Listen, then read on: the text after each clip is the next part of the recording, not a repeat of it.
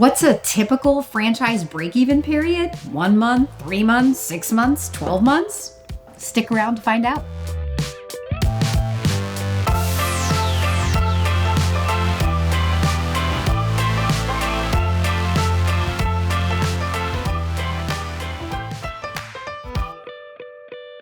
Before we get into what is a typical franchise break-even period, let's start with the word typical and then let's define the word break-even, right? Because these words are a little ambiguous. So I like average better than typical. Most franchises will disclose to you their average unit economics, their average unit break-even. Okay. Now, when we define break even, what does that mean for you non-business people out there? Which I know there's a lot of people who turn to franchising who've never owned a business before. So this is very important information. There are two different definitions of break even. The first one is an operational break even. So for example, if it costs you $10,000 a month to run your business, when will you have enough revenue coming in to cover $10,000 worth of expenses? So that we would call your operational break-even period. The other break-even is, okay, it cost me $150,000 to get this business open. So when am I going to break even? Meaning, when am I going to get 150 grand back out? So we have two different definitions of break-even. So what is a typical franchise break-even? If you are getting that information from a franchise consultant, you better run really fast. It is never my job to tell you what a typical break-even is on any business, so I'm not ever going to do it. But I am going to teach you where you can learn that information. The way that you learn it is by exploring the franchise through the franchisor's help. Like the franchisor will guide you through an active investigation of their business.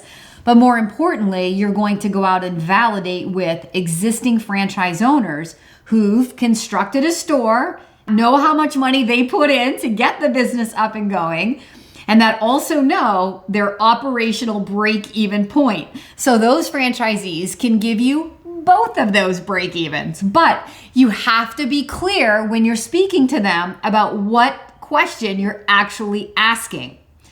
Now, if you were to go to business school, I think business schools teach that a reasonable business ROI is approximately 3 to 5 years, meaning if you put in $300,000 to start a business, it's a reasonable expectation that you would get your $300,000 back within 3 to 5 years.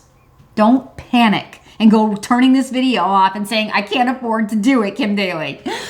Of course, there are franchises where owners put more time into the business.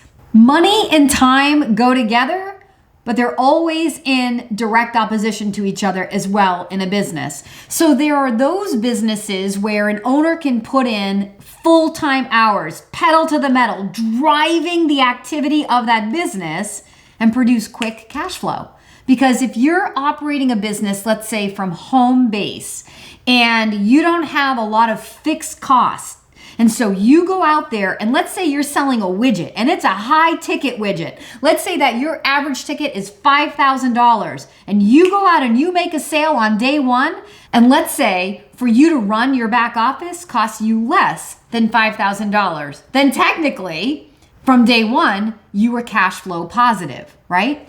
But that's where the owner can wake up and drive that activity. So these businesses typically are going to be lower investments of money, but a big investment of owner time commitment. And so those businesses should break even faster because owners are typically using the business as a full-time job. Now, on the flip side of that, we have franchises that are more like investments, where the owner is putting in less than 20 hours a week, maybe 10 to 15, and in some extreme cases, all the way down to 5 hours a week. So if you're putting in 5 hours a week, meaning you have other businesses, maybe a full-time W-2 job, other sources of revenue, and this is more of an investment, building cash flow and equity for your future, then it is reasonable that it could take 3, 5, 6 years for you to get back all the money that you put in, and then to start moving toward where you're actually making money on your money. Now, sometimes when people hear this, they kind of scratch their head and think, well, why would I do it then?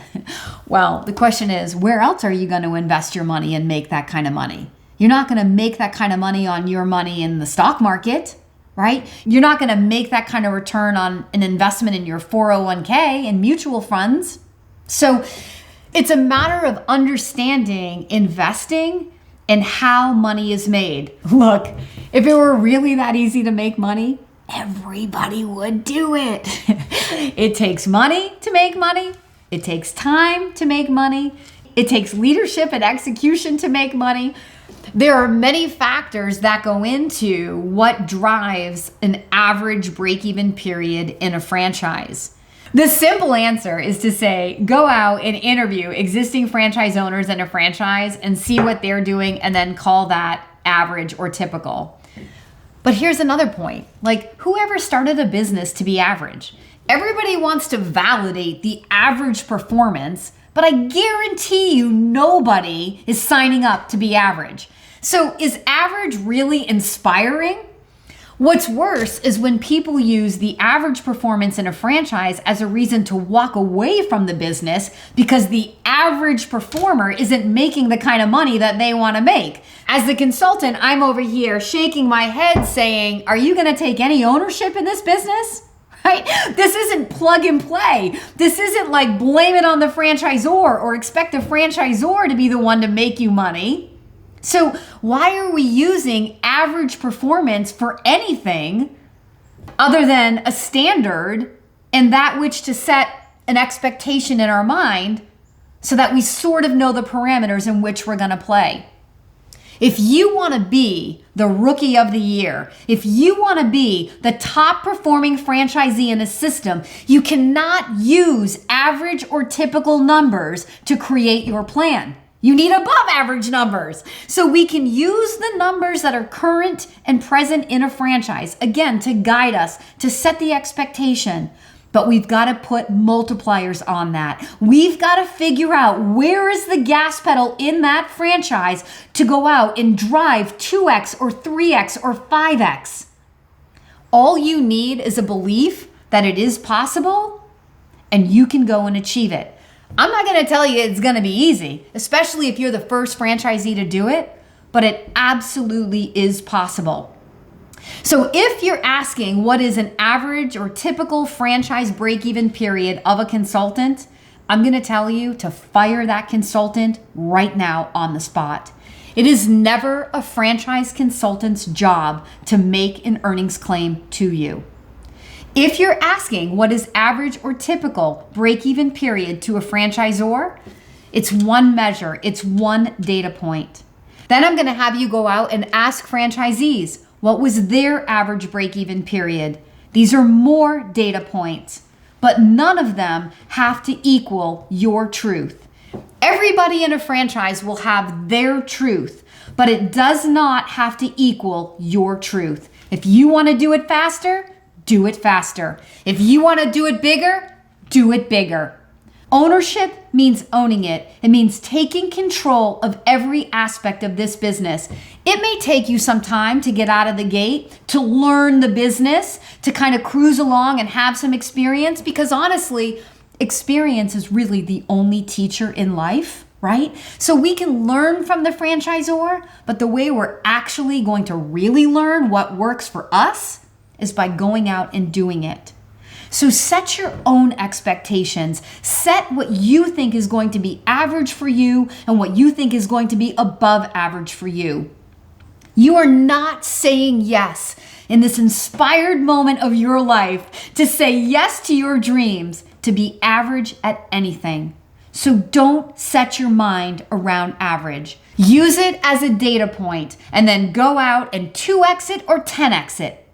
But build the business of your dreams. If I can help you select that right business and learn how to 2x it or 10x it, I want to be your daily coach. Please leave a comment below or reach directly out to me. And don't forget to like, subscribe, and ring that notification bell.